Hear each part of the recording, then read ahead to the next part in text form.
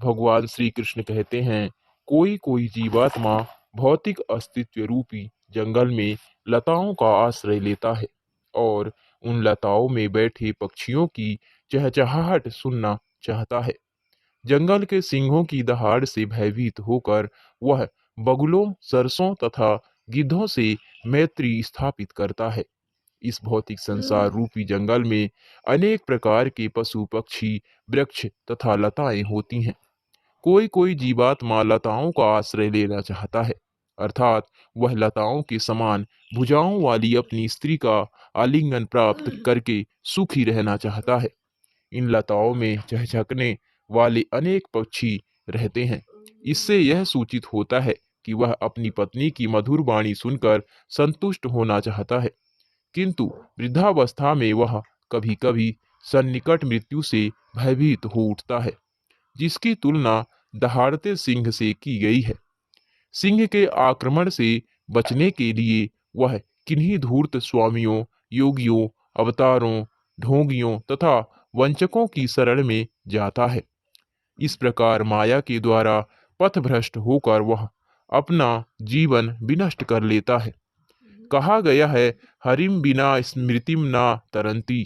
पूर्ण पुरुषोत्तम भगवान की शरण लिए बिना कोई भी मृत्यु के आसन्न भय से बच नहीं सकता। यहाँ हरि शब्द से सिंह तथा श्री भगवान दोनों का बोध होता है।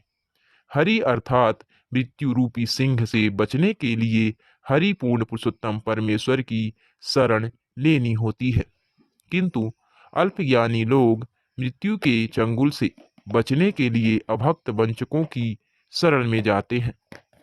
इस भौतिक संसार रूपी जंगल में जीवात्मा सर्वप्रथम अपनी पत्नी की लताओं जैसी बाहों की शरण में जानकर उसकी मधुर वाणी सुनना चाहता है।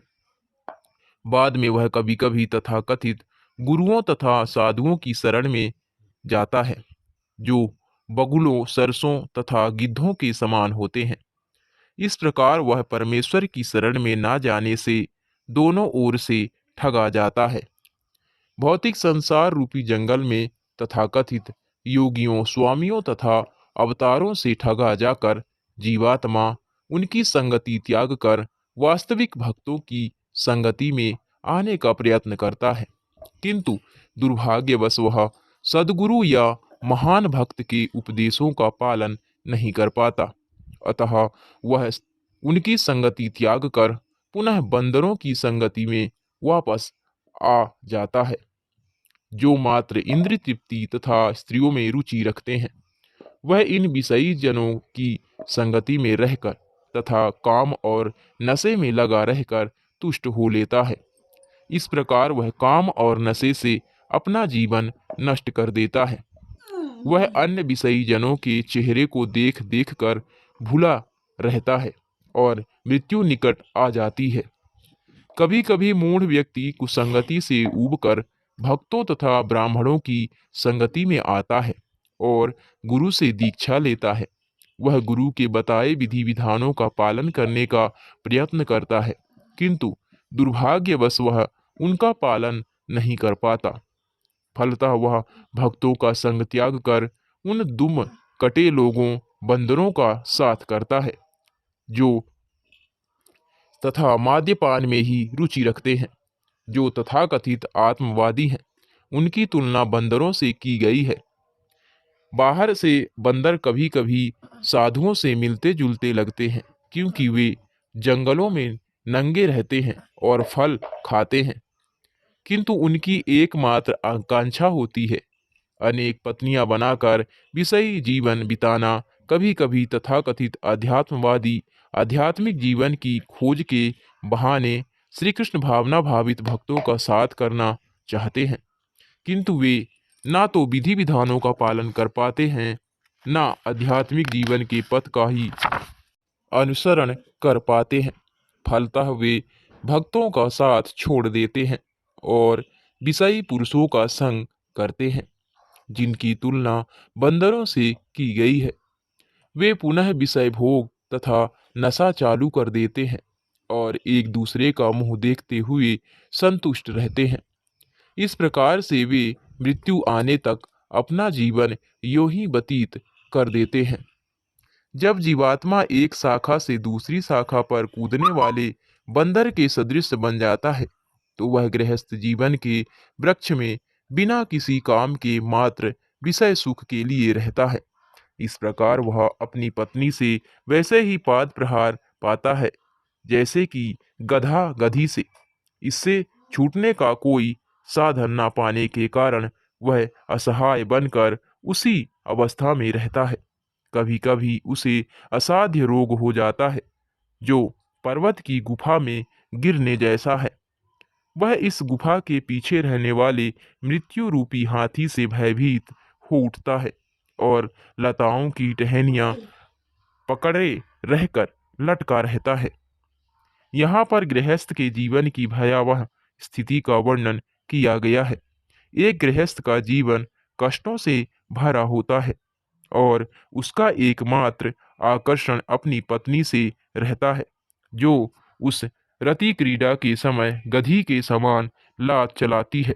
निरंतर विषयी जीवन बिताने से उसे अनेक असाध्य रोग हो जाते हैं। उस समय हाथी रूपी मृत्यु से भयभीत होकर वह वृक्षों की शाखाएं पकड़कर बंदर के समान लटका रहता है। हे शत्रुओं के संहारक महाराज रहुगण, यदि बद्ध जीव किसी प्रकार से इस भयावह स्थिति से बाहर निकल आता है, तो वह पुनः विषयी जीवन बिताने के लिए अपने घर को लौट जाता है, क्योंकि वही आसक्ति का मार्ग है। इस प्रकार ईश्वर की माया से वशीभूत होकर वह भौतिक अस्तित्व रूपी जंगल में घूमता रहता है। उसे मृत्यु के निकट पहुंचकर भी अपने वास्तविक हित का पता नहीं चल पाता। यही सांसारिक जीवन की रीति है। जब कोई जब कोई मनुष्य अनेक प्रकार से बंध जाता है बंधनों में, तो और अपने जीवन का वास्तविक लक्ष्य नहीं समझ पाता। अतः श्रीमद् भागवतम 7.5.31 का कथन है, नाते विदुहु स्वर्ग गतिम ही विष्णुम। सामान्यतः लोग जीवन में के परम उद्देश्य को नहीं समझ पाते। जैसा कि वेदों में कहा गया है, ओम तद विष्णु परमम पदम सदा पश्यन्ति सूर्यः। जो आध्यात्मिक रूप से उन्नत हैं, वे केवल श्री विष्णु के चरण कमलों को देखते हैं, किंतु बद्धजीव श्री विष्णु के साथ अपने संबंध को पुनः स्थापित करने में कोई रुचि न रखकर भौतिक विषयों में फंस जाता है और तथाकथित नेताओं द्वारा पथभ्रष्ट होकर अखंड बंधन में रहता है। राजा ने आगे कहा, यह मनुष्य जन्म समस्त योनियों में श्रेष्ठ है। यहाँ तक कि स्वर्ग में देवताओं के बीच जन्म लेना उतना यशपूर्ण नहीं है जितना कि इस पृथ्वी पर मनुष्य के रूप में जन्म लेना। तो फिर देवता जैसे उच्च पद का क्या लाभ? स्वर्गलोक में प्रचुर भोग सामग्री के कारण देवताओं को भक्तों की संगति का अवसर ही नहीं मिलता। आत्म साक्षात्कार के लिए मनुष्य जन्म एक महान सुअवसर होता है। चाहे कोई स्वर्गलोक में देवताओं के बीच जन्म क्यों ना ले, किंतु भौतिक सुविधाओं की प्रचुरता के कारण उसे भौतिक बंधन से छुटकारा नहीं मिल पाता। इस पृथ्वी पर भी जो ऐश्वर्यवान हैं, वे सामान्यतया श्री कृष्ण भक्ति की चिंता नहीं करते। जो बुद्धिमान पुरुष वास्तव में भौतिकता के चंगुल से छूटना चाहता है, उसे चाहिए कि वह शुद्ध भक्तों की संगति करे। इस संगति से वह क्रमशः धन तथा स्त्री के भौतिक आकर्षण से विरक्त होता जाएगा। भौतिक आसक्ति के मूलभूत तत्व धन तथा स्त्रियां हैं। अतः श्री चैतन्य महाप्रभु ने यह उपदेश दिया है कि जो श्री भगवान के धाम को वापस जाने के विषय में गंभीर है, उन्हें धन तथा स्त्री का परित्याग कर देना चाहिए, जिससे वे ईश्वर के साम्राज्य में प्रवेश करने के योग्य बन सके। धन तथा स्त्रियों का पूर्ण उपयोग ईश्वर की सेवा में किया जा सकता है, और जो ऐसा कर सकता है वह भौतिक बंधन से मुक्त हो सकता है।